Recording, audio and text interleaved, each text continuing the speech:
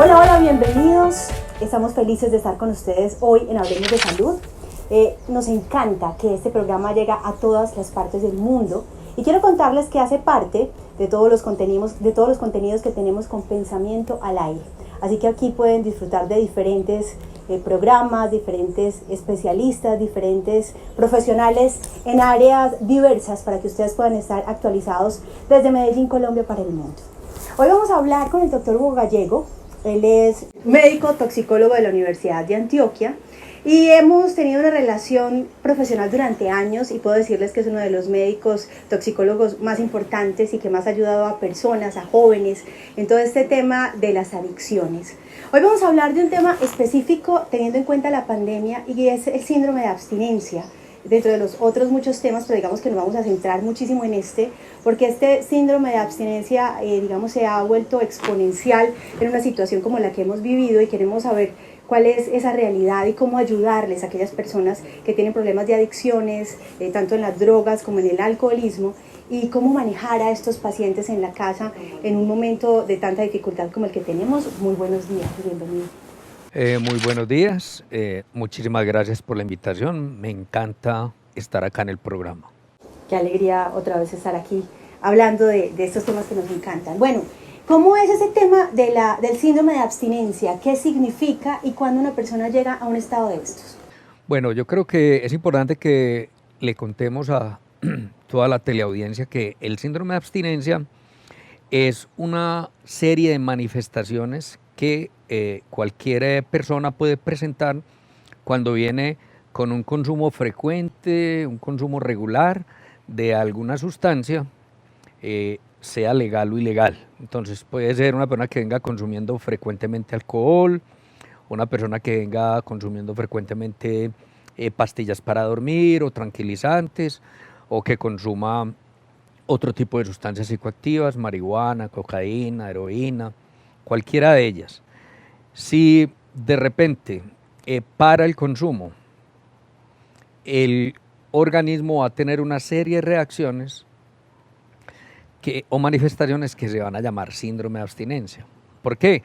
Porque el cuerpo venía acostumbrado y había tenido una serie de cambios por el contacto con la sustancia, un contacto de manera repetida. Entonces, al no estar la sustancia presente, el cuerpo reacciona consciente o inconscientemente con una serie de manifestaciones y síntomas que llamamos síndrome de abstinencia. Perfecto. ¿Cuándo se puede decir que es un consumo frecuente? ¿Cuántas veces tiene que consumir esta persona para que genere esa adicción o para que se pueda decir que tiene un síndrome de abstinencia? Bueno, el consumo frecuente, pues en nuestro medio es un consumo de prácticamente todos los días e incluso cantidades altas y pesadas de las sustancias. ¿Qué quiero yo decir eso?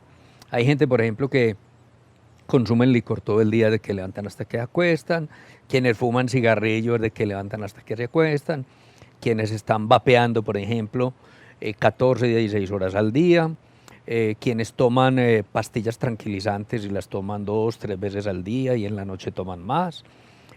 Y con el consumo de marihuana, de cocaína, exactamente lo mismo. Hay gente que consume marihuana todo el día. Es un consumo muy frecuente. Pero en investigaciones también internacionales, para hablar de consumo frecuente, ellos mencionan que cuando se consume mínimo 3 veces a la semana. Así que nosotros aquí tenemos consumidores más que frecuentes, porque es gente que consume diario y a veces cantidades muy altas. E incluso, como digo yo, durante todo el día, por ejemplo, en fines de semana se están presentando problemas de alcoholismo de fin de semana o consumos pesados de fin de semana en dosis supremamente altas.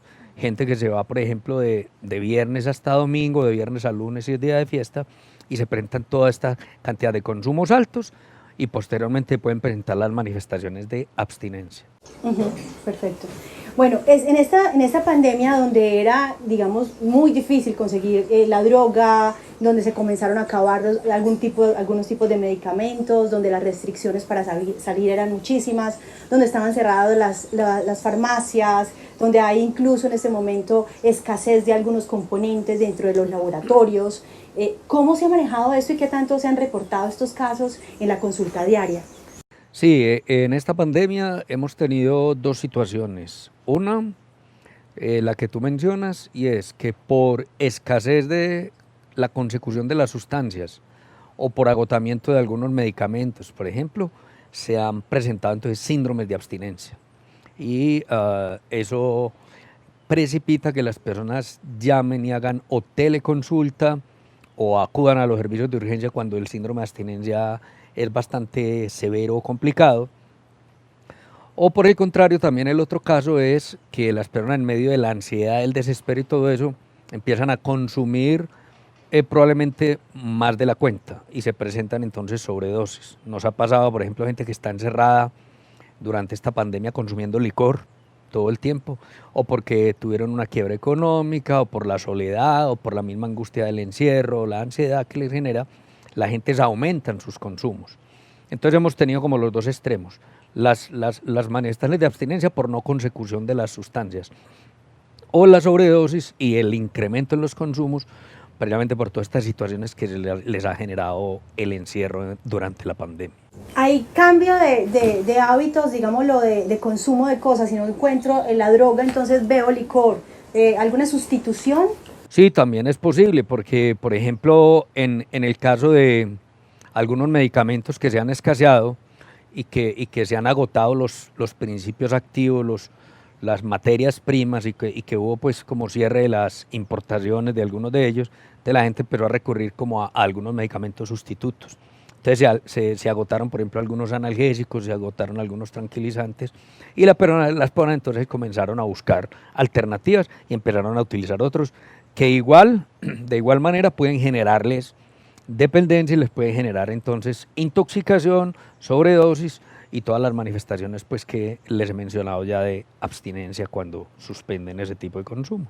Bueno, el otro digamos, límite o nivel es el tema de los suicidios, ¿cierto? ¿Qué tanto se han presentado, digamos, estas urgencias de personas que intentan suicidarse y que llegan a los servicios de urgencias o a consultas? Sí, definitivamente, miren, en el tema del suicidio es algo también es un tema muy importante, hay que prestarle atención porque algunos intentos de suicidio pues realmente son los que llegan a los servicios de urgencias, pero definitivamente también hay suicidios consumados que se dan y obviamente estas personas no llegan a los servicios de urgencias y tenemos un subregistro realmente de toda esa cantidad de casos que se están presentando.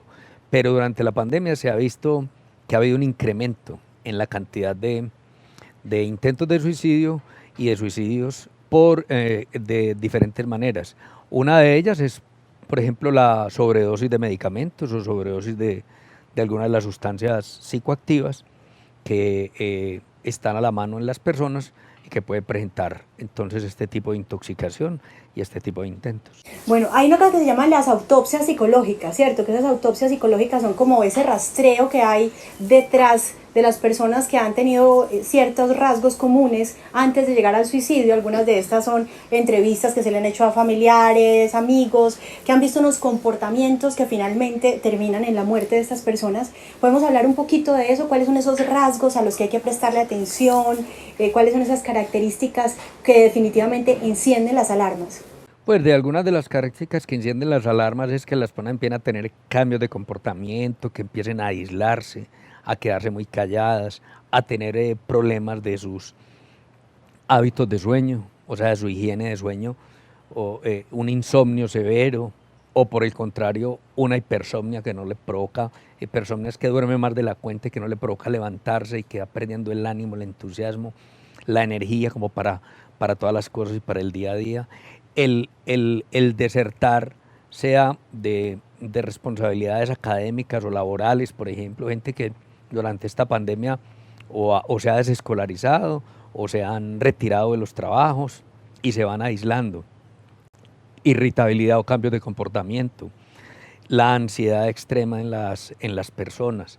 Todo esto son manifestaciones o indicios de que algo está pasando en la persona y es necesario ese apoyo psicológico, ese apoyo, ese acompañamiento, ese conversar, ese hablar con la persona, cómo se siente, qué está pasando, para dar un abordaje adecuado. Esta pregunta es como más profunda desde el punto de vista humano. Cuando la gente va a consulta, ¿qué es en la existencia lo que más le duele? O sea, ¿cuál es ese dolor que es como transversal a todas esas personas que llegan allá, que te dicen, es que yo me siento solo, es que yo me siento, o cuáles son esas angustias que hacen que las personas caigan en las adicciones? Es que la causa de las adicciones es multifactorial, pero este sentido humano o este mirar a la persona adicta desde el ser humano es muy importante porque detrás de ese sujeto, detrás de esa persona, hay un ser humano que está, en general, está muy solo, carente de afecto, carente de relaciones interpersonales satisfactorias.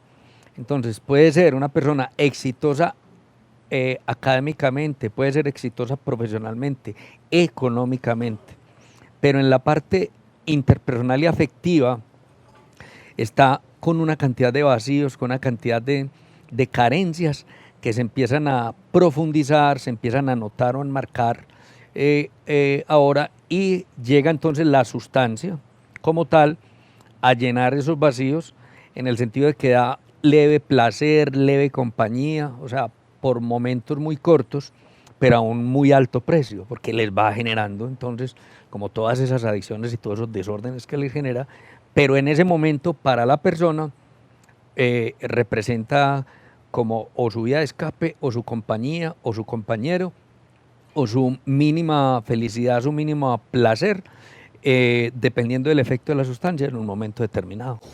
Hay una línea, digamos, no sé si tan delgada, digamos que los debates públicos tienen mucho que ver con el tema de lo punitivo, de la sanción, de la norma, del castigo a aquellas personas consumidoras, y hay otra línea que es la línea de ver a las personas adictas como personas enfermas que necesitan ayuda. ¿Cuál de esas dos líneas, o si es la combinación de esas dos líneas, la que podría dar efecto?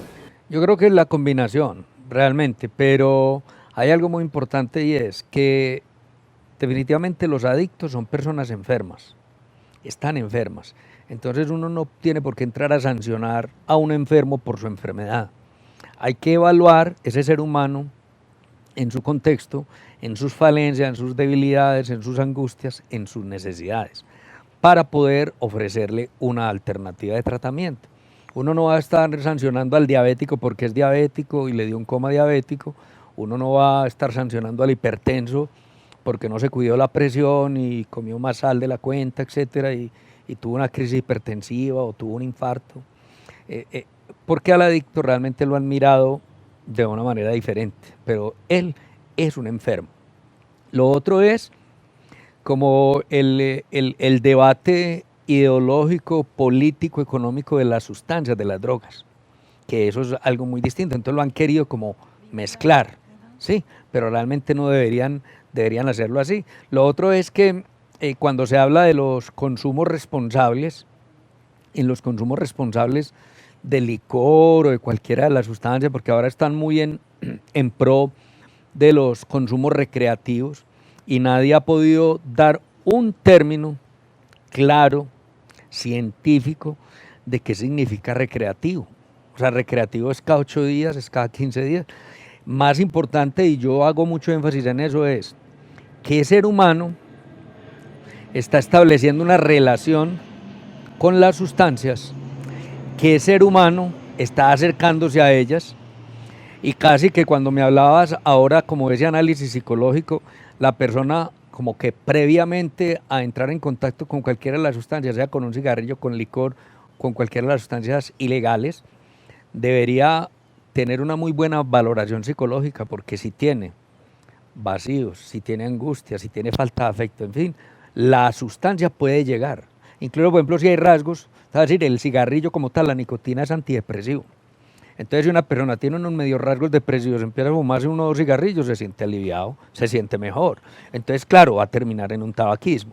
Entonces, ahí es donde está. Yo creo que se debería evaluar y analizar desde el sujeto, desde la persona, el mirar, desde el punto de vista físico, psicológico, en fin, como esos acercamientos a las sustancias, si la sustancia le va a llenar alguna deficiencia que tiene, alguna alteración, ahí se podría ser un factor de riesgo para después la persona cogerle como confianza y sentirse muy bien, porque entra como en la luna de miel con la sustancia, empieza a consumir y ya luego se van desencadenando todos los mecanismos neuroquímicos, fisiológicos y psicológicos de las adicciones.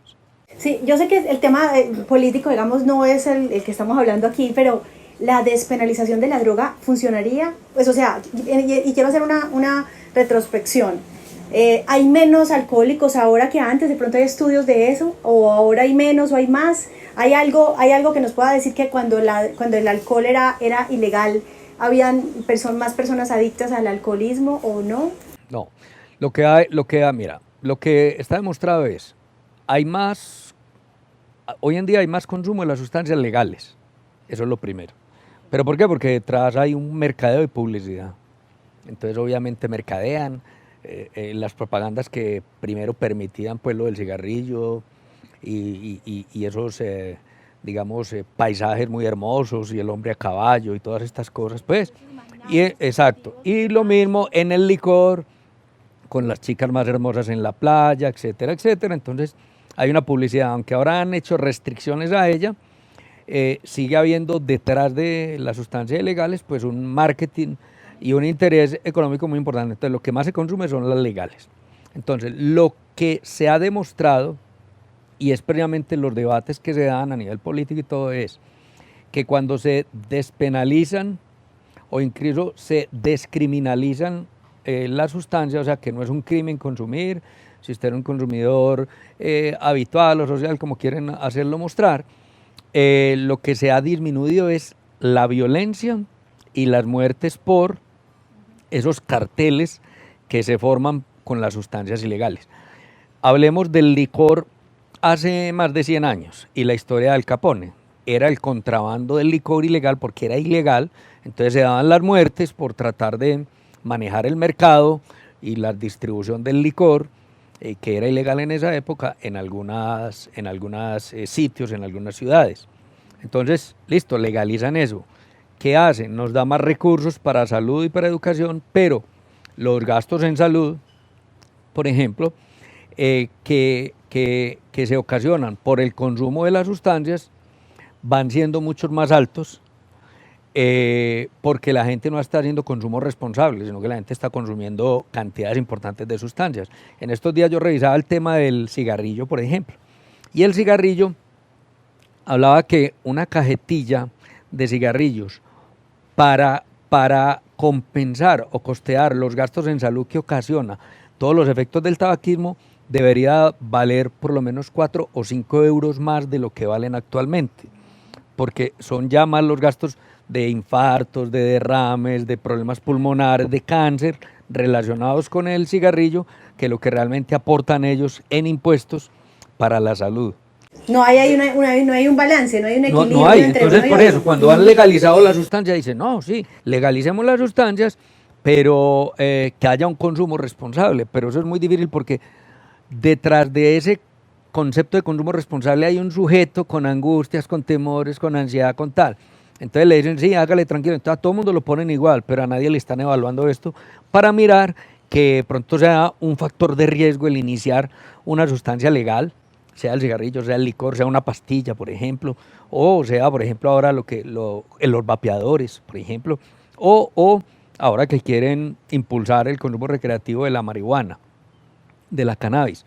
Es lo mismo, o sea, en qué sujetos, en qué personas, va a haber riesgo, no va a haber riesgo, en fin, hay que evaluarlo realmente primero, para ver si son personas muy vulnerables, porque esas personas con esas vulnerabilidades individuales o con el factor genético, que ese es otro que no lo hemos mencionado, pero que también es importantísimo.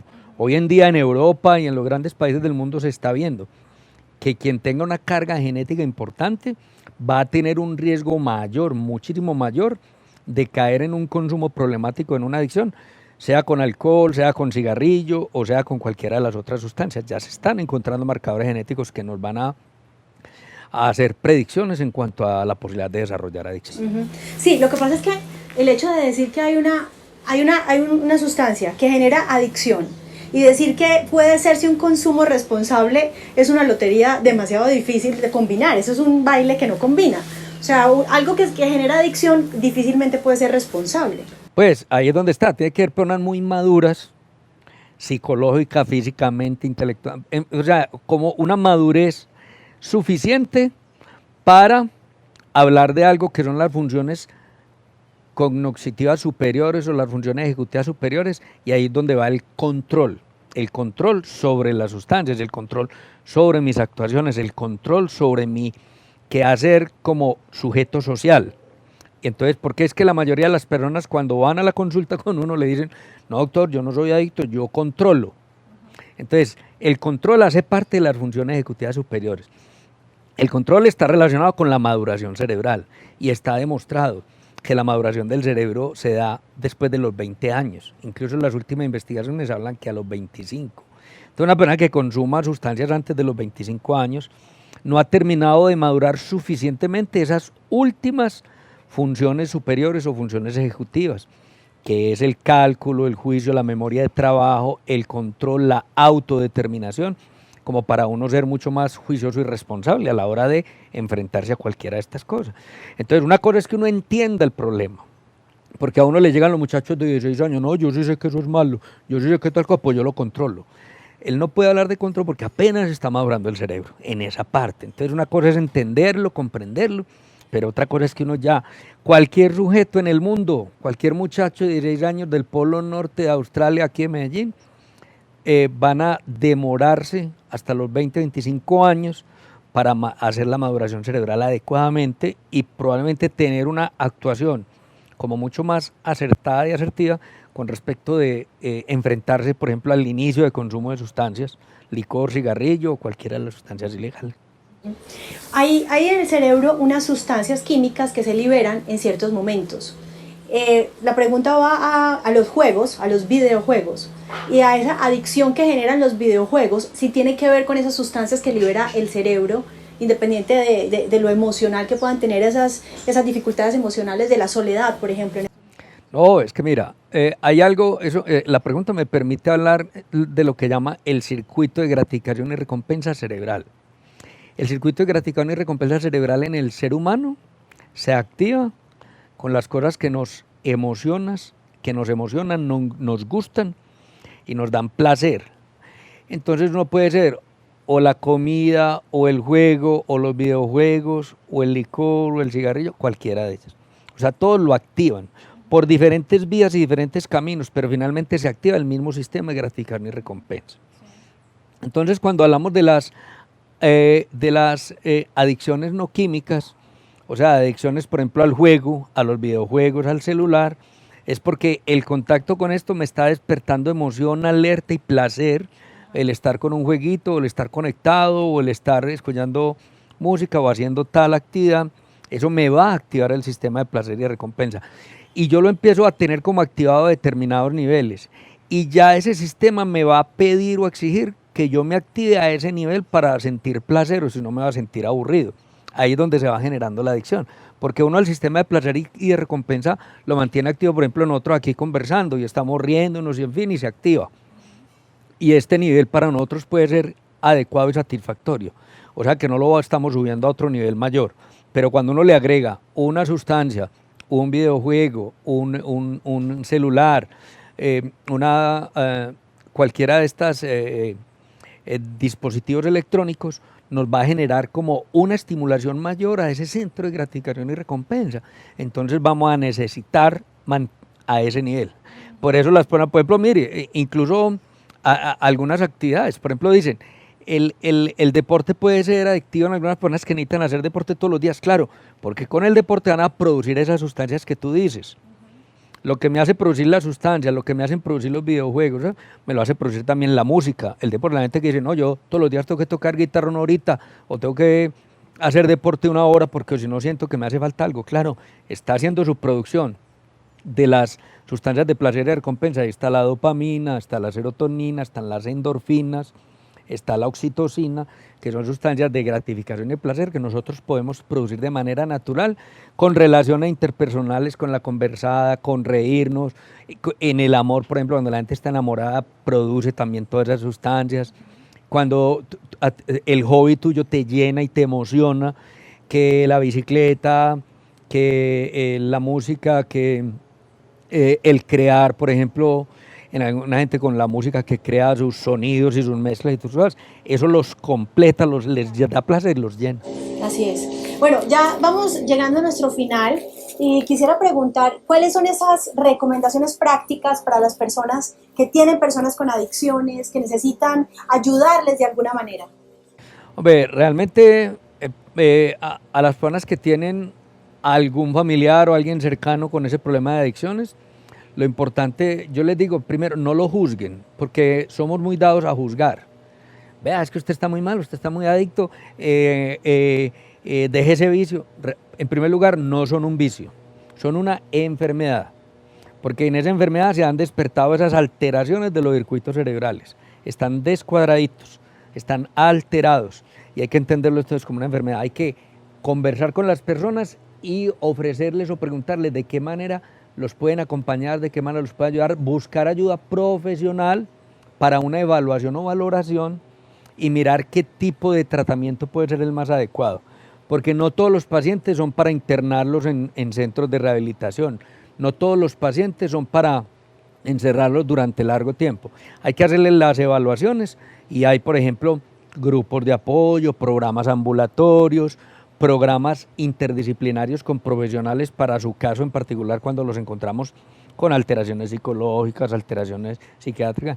Desintoxicación es algo muy importante que también se debe evaluar en las personas, a ver como qué tan intoxicado está el cuerpo y a veces el alma, porque está intoxicadita el alma y el cerebro y entonces las personas necesitarán algunos tratamientos de desintoxicación desde el punto de vista físico y estabilización de esa parte, pero en la parte de intoxicación del alma necesitarán hablar con el psicólogo y hacer su terapia psicológica y tal. Apoyo espiritual es fundamental para que las personas puedan tener ese abordaje integral indispensable y necesario para salir de ello.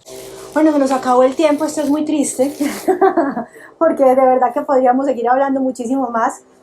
Más adelante pues, volveremos a hablar con seguridad, de pronto darle un poquito más de fuerza a ese tema de los videojuegos, que creo que es una necesidad muy grande de muchas mamás, de muchas familias, de muchos papás que necesitan ayudar a sus hijos y mirar a ver cómo manejar ese tema de la manera más amorosa posible para poderlos ayudar. Amorosa.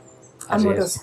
Bueno, muchísimas gracias a ustedes por estar ahí. Ya saben que nos pueden escribir, díganos qué temas les gustan, cuáles dudas tienen frente a este tema, que nosotros después con el doctor podremos ir contestando esas preguntas. Así que muchísimas gracias y nos vemos pronto.